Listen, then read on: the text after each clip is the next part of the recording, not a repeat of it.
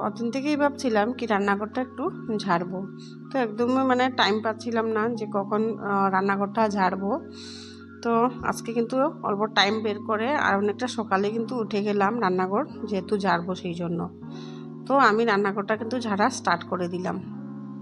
তো চারিপাশটা আমি ভালো করে ঝেড়ে নিচ্ছি, আর নিয়ে এই যে তাকের সব বাসনগুলো ধুয়ে দেব, আর পাতা যে প্লাস্টিকগুলো এইটাই কিন্তু ধুয়ে দেব। তো সব কিছু কিন্তু আমি একে একে নামিয়ে নিচ্ছি, আর অনেকটা গুঁড়ো জমে আছে, যেহেতু এগুলি মানে সবসময় তো আর মোছা হয় না, তো সেই জন্য কিন্তু অনেকটা গুঁড়ো জমে আছে। তো আমি ভালো করে কিন্তু ঝেড়ে নিচ্ছি। নমস্কার বন্ধুরা, সবাই কেমন আছো? আশা করছি সবাই অনেক ভালো আছো, আর আমিও অনেক ভালো আছি। আর একটি লাইক দিয়ে ভিডিওটি কন্টিনিউ করার অনুরোধ রইল আপনাদের কাছে। আশা করছি আজকের এই ভিডিওটি আপনাদের ভালো লাগবে। তো দেখো আমি ঝাড়ার সব কাজগুলো সেরে, আর এই যে পাতা ছিল না প্লাস্টিকগুলো, ওইগুলো কিন্তু ধুয়ে আমি রোদ্রে দিয়ে এসে গেলাম। আর একসঙ্গে কিন্তু চানটাও আমি করে নিয়েছি, কারণ ঝাড়াঝুড়ির পরে কিন্তু একদমই চুলায় আসা যায় না।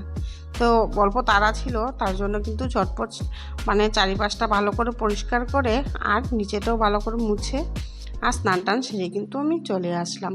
কারণ সকালের কিন্তু খাবার আমি এখনও বানাইনি, তো সেই জন্যেই তো চলে আসলাম। স্নান করে এসে আমি এই যে কুচি কুচি করে আলু ভাজি করলাম আর রুটি করে নিচ্ছি,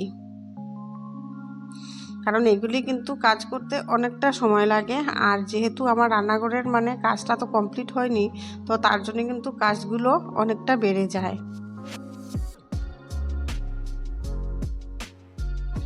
তো এদিকে দেখো আমি রুটিগুলো বানাচ্ছি, আর রুটিটাও কিন্তু অনেকগুলো বানাতে হয়, তো টাইমটাও কিন্তু বেশ একটা লাগে, কারণ ঘরেও সবাই খাবে, আর তার পাশে যে কাজের লোকগুলো আছে ওদের জন্যও কিন্তু একসঙ্গে বানিয়ে রেখে দিচ্ছি।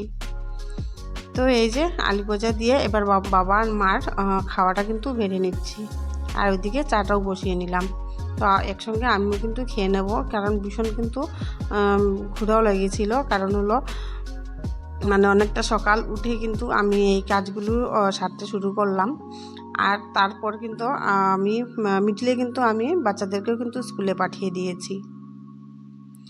আর ভাবলাম যে যেহেতু আজকে কাজ অনেকটা মানে বাড়ানো কাজগুলো, তো সবার ফার্স্টে আমি রান্নাগুলো কিন্তু সেরে নিই। কারণ হলো বাবার টাইমে খেতে হয়, তো সেই কাজে লেগে গেলে কিন্তু রান্নারও অনেকটা দেরি হয়ে যাবে। তো আমি ডাল করেছি, আর একটা মিক্স সবজি করেছি আর কি, কারণ মা এই মাশরুম খায় না, তো সেই জন্য আর কি তো করে নিলাম। আর এবারে যে জলটা গরম করতে বসিয়ে দিয়েছি, কারণ ওই যে মাশরুমে একটা গন্ধ হয় না, তো সেই গন্ধটা কিন্তু এভাবে সিদ্ধ করে নিলে কিন্তু চলে যাবে। তো সেই জন্য আমি অল্প সিদ্ধ করে নিচ্ছি।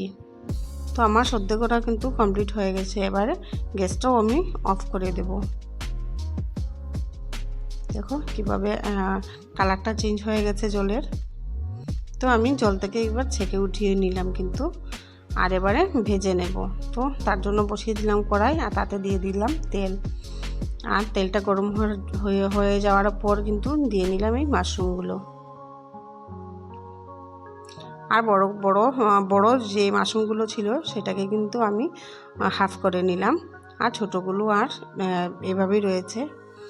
তো মাশরুমে দেবো সেই জন্য আলুগুলো কিন্তু আমি ভালো করে ভেজে নিচ্ছি।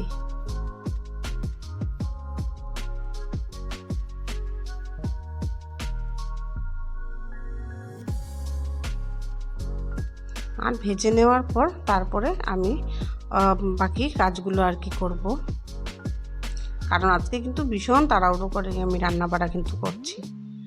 কারণ হলো এই যে সব তাক থেকে নামিয়েছিলাম, অনেকগুলো বাসন কিন্তু আমি এক জায়গায় জড়ো করে রেখে দিয়েছি, আর কাচের অনেকটা বাসন কিন্তু আমি ধুয়ে রোদে দিয়ে এসে গেছি।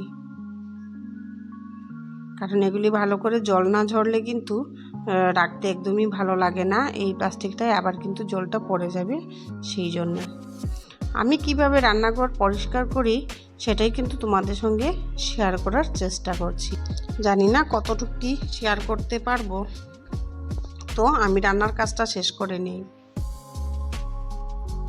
আর আমি কিন্তু এদিকে রান্না করছি, আর ওইদিকে কিন্তু আমি বাসনটাও কিন্তু অনেকটা কিন্তু ধুয়ে রাখছি, কারণ এগুলি বাসন কিন্তু ধুতে অনেকটা সময় লাগবে, কারণ তাকের মধ্যে কিন্তু অনেকগুলি বাসন ছিল ইউজের বা সব সময় যা ইউজ হয় না, তো সেই বাসনগুলো কিন্তু আমি উপরে তাকে রেখে দিই। তো সব বাসন একসঙ্গে ধুতে কিন্তু অনেকটাই টাইম লেগে যাবে। তো আমি এদিকে রান্নাও করছি আর ওইদিকে গিয়ে কিন্তু আমি বাসনগুলোও ধুয়ে দিচ্ছি। মানে কাজগুলো বুদ্ধি করে যদি শেষ করতে না পারা যায় তাহলে অনেকটাই কিন্তু লেট হয়ে যায়। তো সেই জন্য এদিকে রান্নাও করছি আর এদিকে গিয়ে ধুয়েও দিচ্ছি, কারণ একটা কাজ শেষ করার পর অন্য একটা কাজে যাওয়াটা মানে করাটা অনেকটা লেট হয়ে যায়। তো যতটুকু পারছি যে রান্না করে করে অনেকগুলো কাজ সারার চেষ্টা করছি আর কি। কারণ হলো ওরাও আসবে স্কুল থেকে, ওদেরকেও খেতে দিতে লাগবে।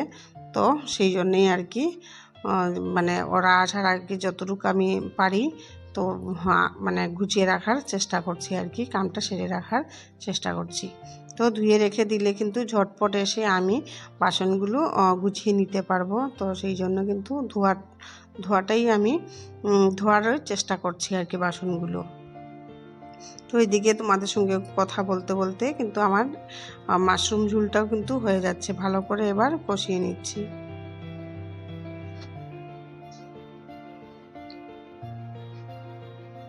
আর এবার ঝুলটাও কিন্তু দিয়ে দিলাম, দিয়ে ঢেকে রেখে দেব। মানে এত শুকনাও করব না, মানে একদম মাখো মাখো করব না, আর এতটা ঝুলও দেব না, যাতে ভাত মেখে খাওয়ার মতো হয় সেইভাবেই কিন্তু ঝুলটা দিচ্ছি। আর এবারে দিয়ে নিলাম গরম মশলা, আর এবারে ভালো করে নাড়িয়ে তারপর কিন্তু নামিয়ে নেব। আর বন্ধুরা, তোমরা কিন্তু একদমই আমাকে সাপোর্ট করছো না, জানি না কেন একদমই সাপোর্ট করছো না। হয়তো কেউ কেউ দেখছো, অল্প অল্প ভিউজ আসছে, কিন্তু নাই লাইক করছো, নাই কমেন্ট করছো, আর নাই চ্যানেলটাকে সাবস্ক্রাইব করে রাখছো। তোমাদের সাপোর্ট ছাড়া কিছুই করতে পারবো না। তোমাদের সাপোর্ট মানে ভীষণ গুরুত্বপূর্ণ একটা জিনিস। জানি আমি এত কিছু পারি না, কিন্তু আমার নতুন পরিবারের কাছ থেকে কিন্তু শেখার চেষ্টা করছি। আর তো পরিবারের সদস্য হয়ে আমার পাশে থেকো। তো দেখো এবার এসে গেলাম, আর সব এই যে প্লাস্টিকগুলো পেতে নিচ্ছি, আর একটা যেখানে একটা কাপড় পাতা ছিল সেটাও কিন্তু চেঞ্জ করে নিচ্ছি। তো দেখো আমার বাসন গুছানো মোটামুটি কমপ্লিট হয়ে গেছে। আর এবার দু একটা রেখে দিলেই কিন্তু আমার পুরো তাকটা কিন্তু মানে বাসন দিয়ে পুরো ভরে যাবে, আর আমার গুছানোটাও কিন্তু পুরো কমপ্লিট হয়ে যাবে। তো দেখো আমার বাসন কুচনো একদম কমপ্লিট হয়ে গেছে, আর অনেকটা ভালো লাগছে, মানে যেহেতু সব জিনিস পরিষ্কার পরিচ্ছন্ন করে তুলে রাখলাম, তো সেই জন্য কিন্তু ভীষণ ভালো লাগছে। আর এটা হলো গিয়ে মানে সন্ধ্যার দিকের ভিডিও, ছেলেকে টিউশন দিয়ে এসে গেলাম, আর তারপর এসে বাকি যে কাজগুলো ছিল সেটাই কিন্তু সেরে নেওয়ার চেষ্টা করছি।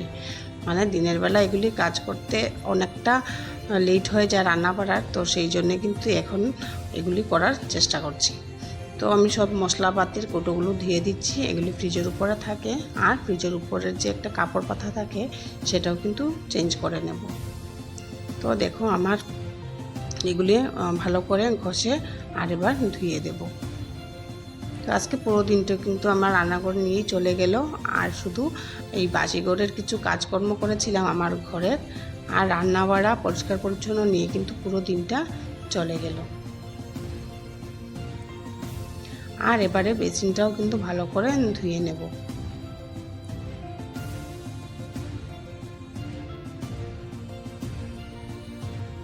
কোনো কিছু কাজ করার পর কিন্তু বেসিনটা ভালো করে ধুয়ে না দিলে একদমই ভালো লাগে না, সাবানের ছিটাফোঁটা লেগে থাকে। তো দেখো এবার কৌটোগুলো নামিয়ে এভাবে রেখে দিচ্ছি জলটা ঝরার জন্য।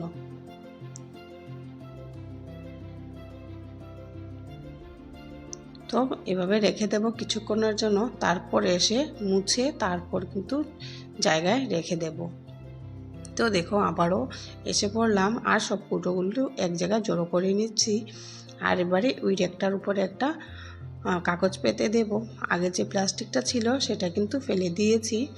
আর এবারে ওই কাগজটা পেতে আর কৌটোগুলো ভালো করে মুছে আর রেকটার মধ্যে রেখে দেব। আর তারপর রেখে দেওয়ার পর আমি নিয়ে ফ্রিজের উপরটায় রেখে দেব। মানে একদিনের মধ্যে পুরো রান্নাঘরটা ঝেড়ে তারপর মানে সব কিছু ধুয়ে শুকিয়ে মানে আনার পর গুছানোটা একদমই কিন্তু সম্ভব না। তাই এগুলি কিন্তু সারতে সারতে আমার পুরো বিকেল হয়ে গিয়েছিল। তো আমি বাসনগুলো গুছিয়ে নিয়েছিলাম আর এই কাজগুলো কিন্তু আমি রাতেই করছি। তো এদিকে রান্না করছিলাম আর এইদিকে কৌটোগুলো ধুয়ে দিচ্ছিলাম। তো খাওয়া দাওয়া একদম কমপ্লিট হয়ে গেছে। আর তারপর এসে গেলাম গ্যাসের চুলাগুলো পরিষ্কার করব। আর চারিপাশটাও কিন্তু গ্যাসের টেবিলটা পুরো পরিষ্কার করে দেব। করার পর আমি রাত্রিবেলা কিভাবে মানে সব কিছু ঢেকে রাখি বা আমি কিভাবে রান্নাঘরটা ঝেড়ে মুছে পরিষ্কার করি সেটাই কিন্তু তোমাদের সঙ্গে শেয়ার করারই চেষ্টা করছি। তো দেখো আমি গ্যাসের টেবিলটাও ভালো করে পরিষ্কার করে নিলাম। আর এবারে এই যে গ্যাসের নিচের যে সাইডটা হয় মানে সেই জায়গাটাও কিন্তু আমি অল্প ঝেড়ে মুছে পরিষ্কার করে নিচ্ছি। আর ওই প্লাস্টিক যে ঢাকা আছে ওইটাতেও কিন্তু ওইটার নিচে একটা বাকেট, তো সেটা কিন্তু আমি জিনিসপত্র রাখি। তো সেটা কিন্তু সবসময় কাজে লাগে না, মানে সবসময় যে জিনিসগুলো হয় সেটা কিন্তু রাখি না। হঠাৎ কখনো মানে এই জিনিসগুলো লাগলে আমি কিন্তু নিয়ে নিই। তো এবার দেখে আর ওই জায়গাতে কিন্তু অনেকগুলো জিনিস আমি রাখতে পারি। তো দেখো চালের বাকেট আর এই যে মিডিলের বাকেটটার মধ্যে কিন্তু জল রাখি, মানে রান্না করতে নিতে এখান থেকে অনেকটা সুবিধা হয়। আর এবারে আমি একটা কাপড় দিয়ে ঢেকে দিয়ে দিলাম। রাত্রিবেলা কিন্তু আমি এইভাবেই রেখে দিই যাতে কোনো পোকামাকড় জলে পড়তে না পারে বা চালের মধ্যেও কোনো কিছু মানে না ঢুকতে পারে। আর দেখো এবার খাওয়া দাওয়ার পরে আমি টেবিলগুলো পরিষ্কার করে নিচ্ছি। আর এই যে টেবিলটার উপরে পাতানো থাকেন যে ওইটাও কিন্তু এবার মুছে পেতে রাখবো। আর পুরো রান্নাঘরের কাজ কিন্তু একদম কমপ্লিট হয়ে গেছে। তো সেটাই তোমাদের সঙ্গে শেয়ার করলাম। বন্ধুরা যতটুকু পারলাম তোমাদের সঙ্গে শেয়ার করার চেষ্টা করলাম। জানি না কতটুকু কি শেয়ার করতে পারলাম আর কতটুকু তোমাদের ভালো লাগবে। আর আজকের মতো এই পর্যন্তই, দেখা হবে নেক্সট আরেকটি ভিডিওতে। আর যদি ভালো লাগে তাহলে প্লিজ লাইক করো, কমেন্ট করো আর চ্যানেলটাকে সাবস্ক্রাইব করে রাখো।